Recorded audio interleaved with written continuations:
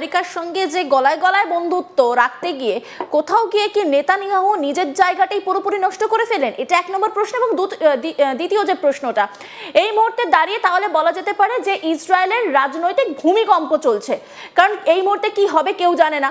সেখানে দাঁড়িয়ে ইরানের সঙ্গে আমেরিকার তো এখনো পর্যন্ত পরিস্থিতি স্বাভাবিক হয়নি, কোনো রকম মৌ স্বাক্ষর এরকম পর্যায়ে যায়নি যে আর কোনো রকম অশান্তি হচ্ছে না, নিজেদের মধ্যে কূটনৈতিক যে সম্পর্কগুলো, যে জায়গাগুলো, সেগুলো পুরোপুরি ঠিক হয়েছে, সেটা নয়। এখনো ইরান আর আমেরিকার একটা কোথাও গিয়ে পরিস্থিতি উত্তপ্ত, মানে ওই ছাই চাপা একটা আগুনের মতো জায়গা রয়ে গেছে। এবার কি ইসরায়েলের সঙ্গে আমেরিকার সেরকম একটা জায়গা তৈরি হতে চলেছে? কারেক্ট। একটা কথা বুঝতে হবে, হু ইজ ইসরায়েল। ইসরায়েল হচ্ছে আমেরিকার একটা টুল ছিল। এই টুলটাকে ব্যবহার আমেরিকা কিভাবে করলো, এক্স্যাক্টলি যেভাবে একটা ভীষণ বড় মাথাকে মগজাস্ত্র করা হয়। একটা মাথার যদি খুব ক্যালিবার থাকে, একটা মানুষের যদি খুব ক্যালিবার থাকে, তাকে যদি কেউ মগজাস্ত্র করে সিস্টেমেটিক্যালি, সেভাবে ইসরায়েলের যে অ্যান্টি ইসলামিক স্ট্যান্ড বা ইসরায়েলের যে নিজস্ব রাগারাগি against Palestine, against the greater Islam community, সেই যে রাগটা ছিল, সেই রাগটাকে ব্যবহার করলো আমেরিকা। এবং ব্যবহার করে কি করলো, তারা ইসরায়েলকে দিয়ে ফ্রন্ট লাইন অ্যাটাকটা করালো ইরানে। এবং এই ইরানের যে অ্যাটাকটা দীর্ঘায়িত হতে শুরু করলো, তখন তারা নিজেরা ইন্টারভিন করলো। মারাত্মক ইকোনমিক লস ফেস করেছে আমেরিকা। এবং আমেরিকার নিজস্ব পলিটিক্যাল ন্যারেটিভ ভেবেছিল তৈরি করবে, ইরান ভিক্টরি ওভার মানে terrorism, over violence, over greater nuclear powers, এইসব বুঝিয়ে টুজিয়ে। কিন্তু আলটিমেটলি আমেরিকা মুখ থুবড়ে পড়েছে সেখানে। এবং আমেরিকা অলমোস্ট বুঝে গেছে যে তাদের মিড টার্ম ইলেকশনের রেজাল্টে ডোনাল্ড ট্রাম্প গুড বাই বলে দিলেও দিতে পারে। যদি সেটা হয়, সেটা ইসরায়েলও বুঝে গেছে। মোজাদ কোনো ছোটখাটো ইন্টেলিজেন্স অর্গানাইজেশন না, মোজাদও সেটা বুঝে গেছে। আজকের ডেটে দাঁড়িয়ে মোজাদও এটা জানে যে তাদের যে supremo, head of state Netanyahu নিজের পলিটিক্যাল আনসারিং ক্যাপাবিলিটি আজকে ইসরায়েলে কমে গেছে। ইসরায়েলের বহু বহু সৈন্যবাহিনীর ফ্যামিলিরা টুইট করেছে, লিখেছে, মিডিয়ায় বলছে যে বেকার আমরা আমাদের স্বামীকে, আমাদের পিতাকে, আমাদের প্রেমিককে আমরা হারিয়েছি, ভাইকে হারিয়েছি, শুধুমাত্র কিছু পলিটিক্যাল অব্লিগেশনসকে বজায় রাখার জন্য আমাদের দেশের সৈন্যবাহিনীকে ফ্রন্ট লাইনে ঠেলে মৃত্যুবরণ করানো হয়েছে। দিনের পর দিন সাধারণ নাগরিকদের মৃত্যুবরণ করতে হয়েছে। দিনের পর দিন ইরানের অ্যাটাকে ইসরায়েলের বিরাট রকম অর্থনৈতিক ক্ষতি হয়ে গেছে। নেতানিয়াহুর একটা কথা জানতে হবে আমাদের, নেতানিয়াহুর ফার্স্ট আনসারেবল অবজেক্ট হচ্ছে পিপল অফ ইসরায়েল, গোটা পৃথিবী নয়। এই পিপল অফ ইসরায়েলকে নেতানিয়াহু যেটা বুঝিয়েছিল আজ থেকে 2 বছর আগে, বা আজ থেকে ধরুন 8-10 মাস আগে, সেটা আজকের ডেটে সেই ন্যারেটিভটা চলে না। এই যে মাল্টি ফেসেড যে লড়াইটা লড়ছিল ইসরায়েল, সেই লড়াইটা যে মোটিভেশনাল ফাইট, এবং সেটা যে আজকের ডেটে ফেল হয়ে গেছে, সেটা কিন্তু গোটা ইসরায়েল বুঝতে পারছে। এটা অপচয়, ইকোনমিক অপচয়।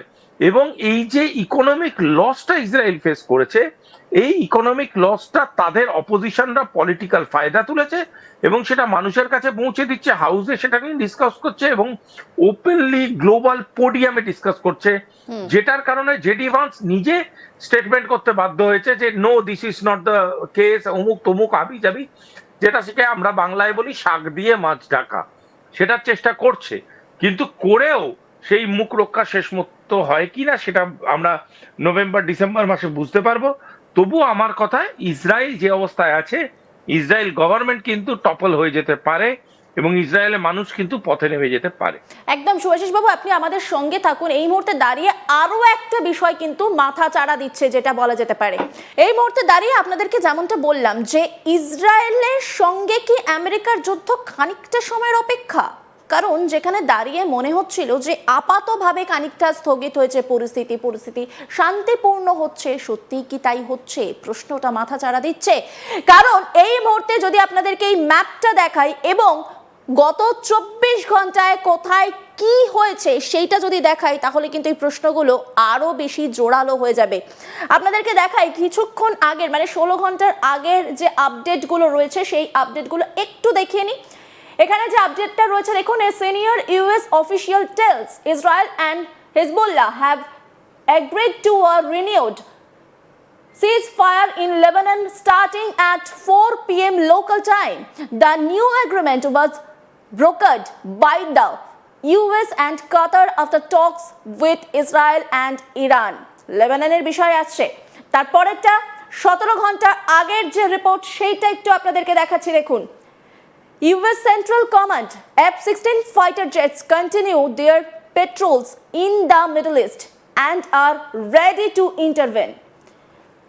এইখান থেকে একটা জিনিস কিন্তু আমরা এই মুহূর্তে দাঁড়িয়ে বুঝতে পারছি, যে কথা আমরা বলছিলাম যে এবার হয়তো কোথাও একটু শান্ত পরিস্থিতি দেখা যাবে, শান্তির হয়তো বার্তা পাওয়া যাবে, শান্তির সন্ধান পাওয়া যাবে। সত্যি কি তাই হচ্ছে, নাকি আবারও উত্তপ্ত হচ্ছে পরিস্থিতি, আবারও ভয়ঙ্কর কোনো ঘটনা ঘটতে চলেছে? এবার সেটা নিয়ে একটুখানি কথা বলবো। আমাদের সঙ্গে রয়েছে আন্তর্জাতিক সম্পর্ক বিশেষজ্ঞ শুভাশিস ব্যানার্জি।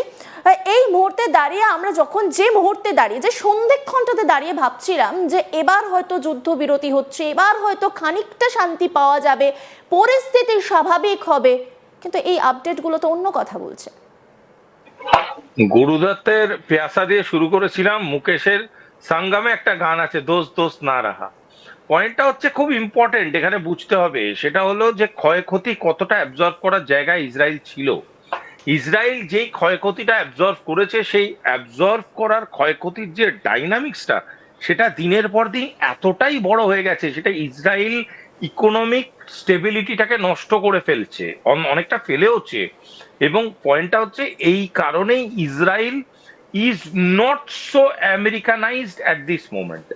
এবং সেই কারণে ইসরায়েলের যে পরবর্তী যদি কোনো রেজিম চেঞ্জও হয়, তাহলে ইসরায়েলের সেই পরবর্তী রেজিম কি কোনোভাবে আমেরিকার এই স্টুপিডিটির অংশ হবে কিনা, সেটাও তো একটা বড় প্রশ্ন চিহ্ন।